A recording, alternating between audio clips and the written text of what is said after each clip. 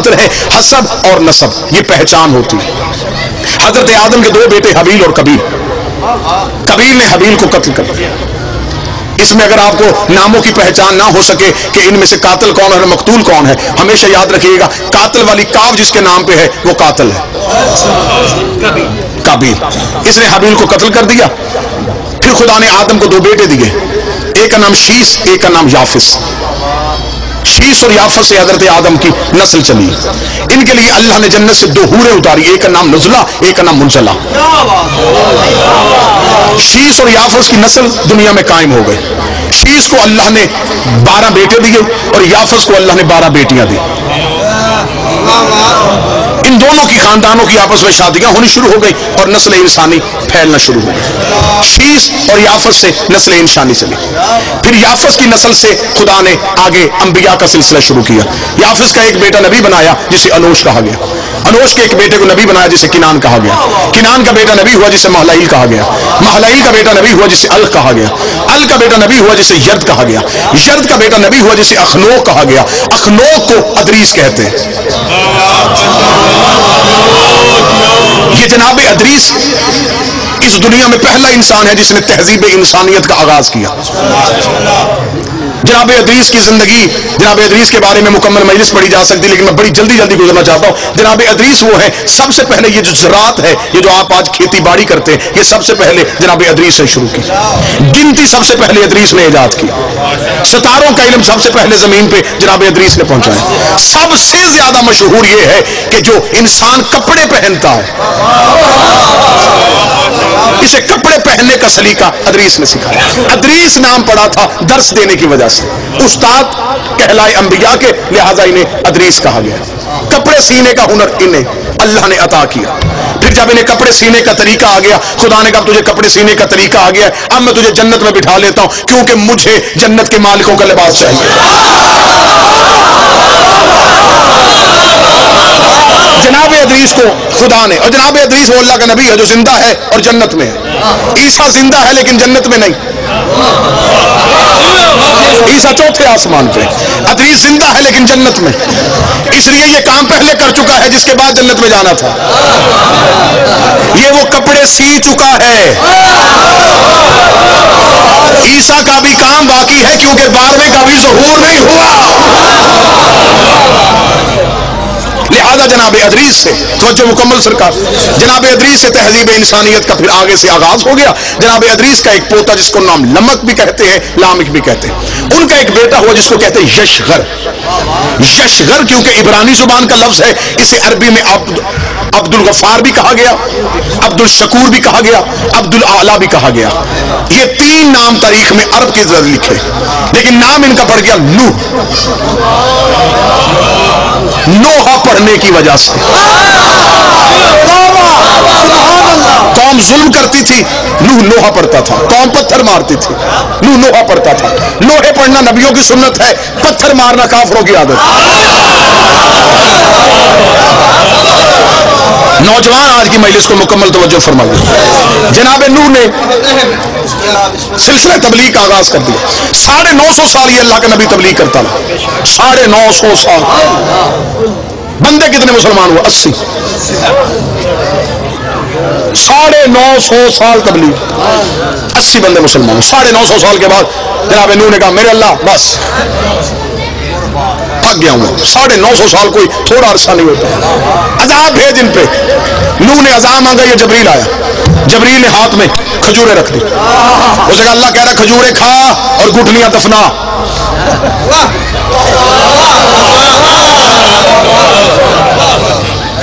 اب دیکھیں حد ہو گئی. مانگا اس نے عذاب تھا. کھجوریں گئی.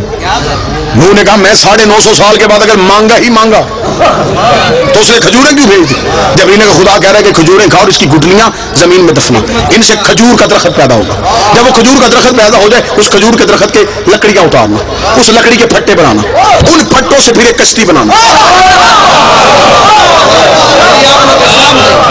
نوح نے کہا کہ کیونکہ جو زمیندار بندے بیٹھے گے میری اس بات کو ضرور یقیناً اس پہ دلیل دیں گے. کھجور وہ درخت ہے جو دیر سے جوان ہوتا ہے. بیری کہتا सफेदा कहता, कोई और दरख्त कहता। खुदा ने कहा खजूर से बनाया। नूह ने कहा खजूर कब जवान होगी, कब लकड़ियां उतारूं? मैं किसी और दरख्त की लकड़ियां उठा लूं? लफ्ज सुनना, लफ्ज। मैं किसी और दरख्त की लकड़ी उठा के उससे बनाऊं? जमीन ने कहा तुझे नहीं पता सफीना बनना है नजात का। नजात के सफीने को यहाँ की लकड़ी लग ही नहीं सकती। कौन शिया है जिसे नबी की हदीस नहीं याद? नबी ने कहा मेरी अहले बैत की मिसाल सफीना नूह की है। अगर नूह की कश्ती को यहाँ की लकड़ी नहीं लगती तो अहले बैत में कोई गुनाहगार कैसे आ सकता?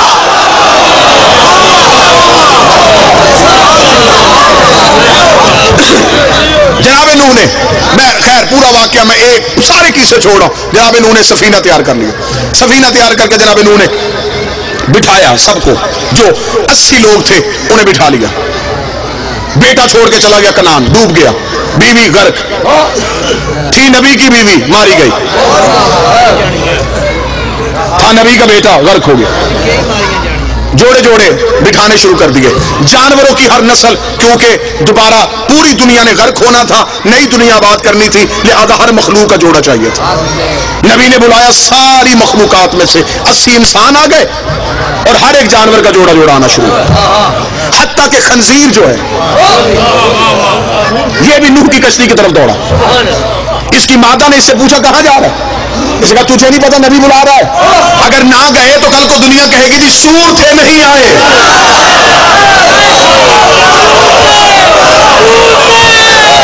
कोई बंदा तो होगा जो सदर की कदर करेगा।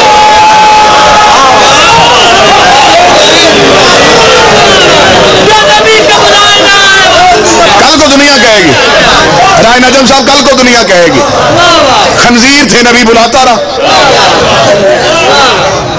नहीं, लिहाजा हमें जाना पड़ेगा। चले गए 80 लोग आबाद हुए। 80 लोग लेके जनाब नूह की कश्ती को हजूदी पे जाकर रुकी। पूरी दुनिया गर्क हो गई। तुर्की के करीब एक शहर है आवरान, आज भी है। ये पहला शहर है जनाब नूह के दौर का जो आबाद हुआ। अगर नौजवान बैठे, अगर आप गूगल पे जाएं, मैप उठाएं तो आपको अराक से मूसल से जो हलब की रोड है उस पर आप देखें तो शमाल की जानिब आपको वो आबादी नजर आएगी, आवरान। ये जमाना कदीम का सबसे पुराना शहर है जो आज भी आबाद है। यहां पे आके वो 80 लोग आके ठहरे। इन्होंने उस शहर 80 लोगों ने वो शहर आबाद किया। वहां पे आज भी एक गली है, एक बाजार है जिसे कहते हैं सूको समानिया। 80 लोगों की आबाद की हुई गली। समानियान कहा जाता है 80 को, सू कहा जाता है अरबी में बाजार को। 80 लोगों का आबाद किया हुआ बाजार। यहां पे आके उन्होंने ये शहर आबाद कर लिया। जब ये शहर आबाद हो गया तो फिर एक ऐसी बीमारी है जिससे ये 80 लोग दुनिया से चले गए। नूह के 3 बेटे और उनकी औलाद बच गई, हाम, साम और याफिस। अब खुदा ने दोबारा नस्ल इंसानियत का आगाज कर दिया। हाम, साम, याफिस। नौजवान याद रखिएगा आज की तकरीर, हाम, साम और याफिस। अब इससे नस्ल इंसानियत शुरू होने लगी क्योंकि खुदा अब दोबारा इंसान को ताहिर करने लगा है। मरकज इस्मत में इंसान को लेके वापस आने लगा है। अब हाम, साम और याफिस ये 3 बेटे हैं जिनसे नस्ल इंसानियत का आगाज हो गया। हाम के 9 बेटे, साम के 9 बेटे, याफिस के 11 बेटे, जिससे नस्ल इंसानी चली। अब ये जो हाम है इसके लिए मैं नौजवानों को बताऊं, जितना भी ये अफ्रीका है, इस टाइम दुनिया के 7 बड़े आजम हैं। अब देखिएगा मैं पूरी दुनिया का नक्शा आपके सामने पढ़ने लगा। जितना भी अफ्रीका है, जितने भी स्याह फाम लोग हैं, स्याह काले जितने भी लोग हैं, ये जनाबे हाम की नस्ल में से है। ये औलाद है जनाबे हाम की। इस पूरी नस्ल में से जो कबीला, जो खानदान इज्जत, रूहानियत, इबादत से मशहूर हुआ उसे कहते हैं कबीला बर्बर। ये खानदान बर्बर वो था जो हाम की औलाद में से पाकीज़गी, बुजुर्गी, इज्जत और फजीलत में मशहूर था। जनाब फिजा का ताल्लुक इस खानदान से था। इस खानदान को नोबिया भी कहते हैं, इसलिए जनाब फिजा का एक लकब है फिजा नोबिया, इस खानदान बर्बर की वजह से। ये जनाब हाम की औलाद है। ये सारा स्याफाम इलाका ये जनाब हाम की औलाद में से है। और ये जो कुब्ती होते हैं, जो नजाशी बादशाह, ये सारे भी हाम की नस्ल में से आए। जनाब शाम आ गए। अब जनाब शाम, जितना भी अरब है, ये शाम ने आके अरब को आबाद किया। ये अरब जिसे हम आज सऊदी अरब कहते हैं, या ये अराग, या जितनी भी ये इलाका जहां पे अरबी बोली जाती है, ये अरब, ये सारा हजाज कहलाता था। इसे आके शाम और शाम के बेटों ने आबाद किया। जनाब शाम उसे आबाद करके खुद जनाब शाम बर सगीर में आ गए, पाको हिंद में। जनाब शाम जब बर सगीर में पहुंचे तो ये पाकिस्तान में जब आए तो ये गुजरात में आए। आज भी हेड मराला से जलालपुर जट्टा की तरफ जाते हुए वहां पे 18 नबियों की कब्रें हैं। आपको पूरे पाकिस्तान में अक्सर जगहों पे कब्रें मिलेगी जिसे हमारे लोग, जमाने के लोग कहते हैं 9 गजे। इन्हें पीर समझा जाता है, ये जनाब शाम की औलाद में से।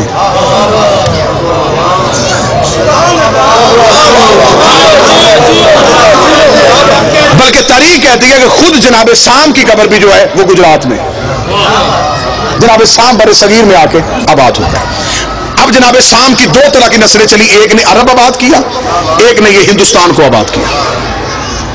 सबसे ज्यादा इन तीनों नस्लों में से जो सबसे ज्यादा नबी आए वो जनाब शाम की नस्ल में से आए। कम अज कम तारीख ने तदाद लिखी है 4000 नबी जनाब शाम की नस्ल में से।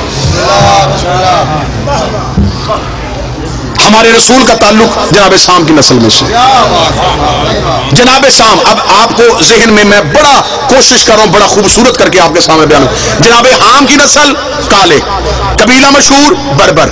जनाब शाम की नस्ल अरब और हिंदुस्तान के लोग। कबीला जो मशहूर हुआ वो कुरैश। बाइज्जत, बाअज़मत, बाकिरदार, इबादत, तकवा, परहेजगारी की बुनियाद में जो सबसे अफजल है वो जनाब शाम की नस्ल में से ये सिलसिला कुरैश चला, जिसमें से सारे अंबिया आए। बोर तो नहीं हो गया अभी। इससे आगे आगे जनाब याफिस, बिस्मिल्लाह सर।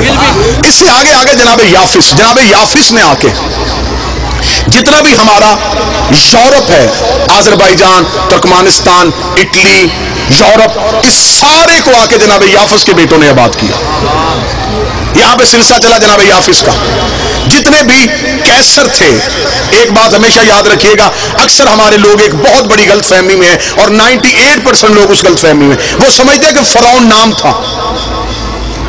वो ये समझते हैं कि कैसर नाम होता है, कसरा नाम होता है। नहीं, जितने भी मिस्र के बादशाह होते थे उन सबको फरौन कहा जाता था। जितने रूम के बादशाह होते थे उन सबको कैसर कहा जाता था। जितने ईरान के बादशाह होते थे उन सबको कसरा कहा जाता था। और जितने अरब के बादशाह होते थे उन्हें सरदार कहा जाता था।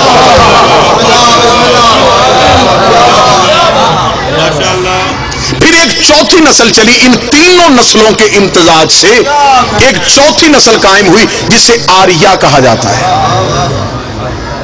अगर आप नौजवान जाएंगे इंटरनेट पे, आप जाकर सर्च करेंगे तो महाभारत बरहमन जो हिंदू मजहब में है, जो हिंदू मजहब का सबसे बरगजीदा खानदान है, इसका ताल्लुक भी आर्या नस्ल के साथ है। ये 4 नस्लें आबाद हो गई, हाम, शाम और फिर आर्याई नस्ल। जनाब याफिस को छोड़ के हाम, शाम और आर्या। जनाब याफिस पे फिर गुफ्तगू, कल की गुफ्तगू पे मैं जनाब याफिस पे बोल दूंगा। अब हमारे जो 5 इमाम हैं उनकी माएँ सामियुल नस्ल है।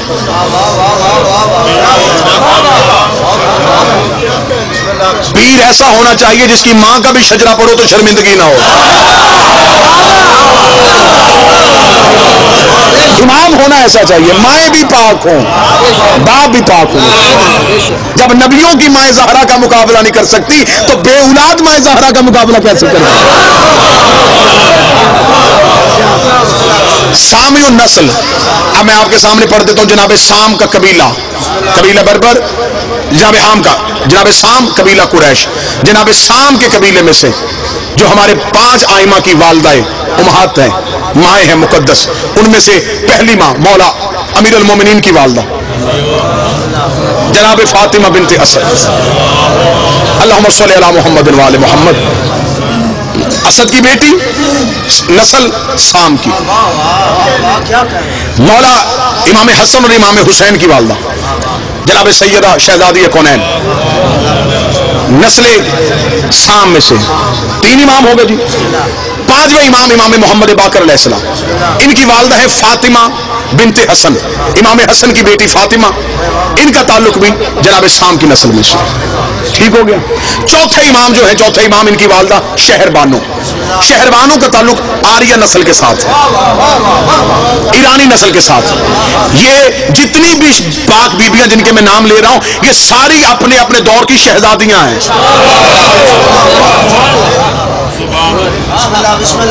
पांच इमाम जिनकी माएं सामी नस्ल में से, तीन इमाम वो हैं जिनकी माएं हामी नस्ल में से। जनाब इमाम मूसा काज़िम अलैहिस्सलाम, अल्लाहुम्मा सल्ली अला मुहम्मद व आलिही, उनकी वालदा हमीदा खतून, इमाम मोहम्मद तकी उनकी वालदा समाना खतून, इमाम अली नकी उनकी वालदा सबीका खतून।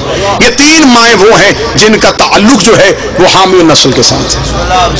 फिर आगे तीन माएँ हैं जिनका ताल्लुक आर्याई नस्ल के साथ है। जनाबे शहरबानो, इमाम ज़ैनुल आबिदीन की वालदा, इमाम हसन अस्करी की वालदा हदीसा खतून, इनका ताल्लुक भी आर्याई नस्ल के साथ है। जनाब शहरबानो नुशेरवान आदल, उसका बेटा कबीर था, उसका बेटा फिर आगे जाके खुसरो परवेज, खुसरो परवेज का बेटा यजगर्द, यजगर्द की बेटी है जनाब शहरबानो। एक जुमले में, बड़ी जल्दी जल्दी में एक जुमले में खत्म कर देता हूं। ये बीबी शहरबानो, ये दो बहनें थी, गिहान बानो और शहरबानो। दूसरी खिलाफत के दौर में इन्होंने, क्योंकि ईरान बहुत बड़ी सल्तनत थी, दूसरे खलीफा ने ईरान पे कब्जा करने के लिए फौजें भेज दी, फौजों की चढ़ाई हो गई और बहुत लंबी जंग शुरू हो गई ईरानियों के साथ।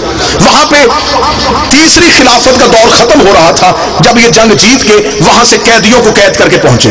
जब ये मदीने पहुंचे हैं तो उस वक्त तख्त में अमीरुल मोमिनीन बैठ चुके थे। इन्होंने लाके कैदी मौला अमीर के दरबार में पेश कर दिए। मौला अमीरुल मोमिनीन के दरबार में जब कैदियों को पेश किया तो उसमें ये दो बीबियां भी थी, जनाब शहरबानो भी थी और जनाब गिहान बानो भी थी। इमाम अली ने फरमाया फौरन इन बीबियों को आजाद करो, शरीफ की बेटियों को यूं कैद करके नहीं लाते।